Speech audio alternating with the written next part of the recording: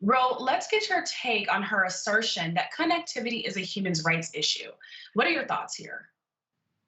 So Sherrell and both Michelle and Kate really gave us a human-centric view of the impact of this pandemic, which I think is so important to keep in the front of our minds.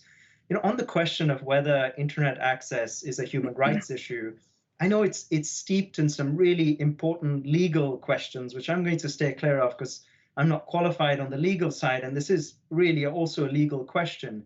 But something Michelle said really struck me, which is about the Sustainable Development Goals. These are the 17 goals that the world has signed up for to achieve by 2030 to give everybody a decent life. And it's clear to all of us, we can feel it intuitively that without access to the internet, it's very hard to give people the opportunity to lead decent lives. So if I look down that list of 17 SDGs, whether it's SDG 1 on poverty, or it's about inequality, or it's about decent work, in all cases, you can see the criticality of digital inclusion to achieving those SDGs.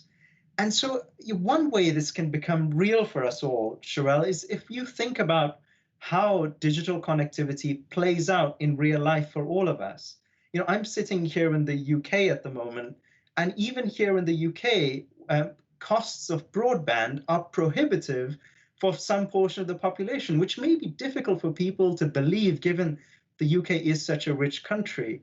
But when you dig a bit deeper, if I look at the bill I receive for the broadband that I pay, it's got a VAT rate, a value added tax rate of 20%, which is the same as on any luxury good.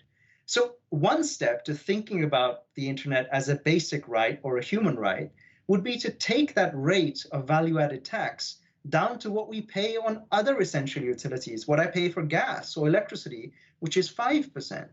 Those would be the kinds of things, Sherelle, that I think get us further to the vision that we heard in the video, which is to give everyone access to what is quickly becoming an essential part of participating in the economy.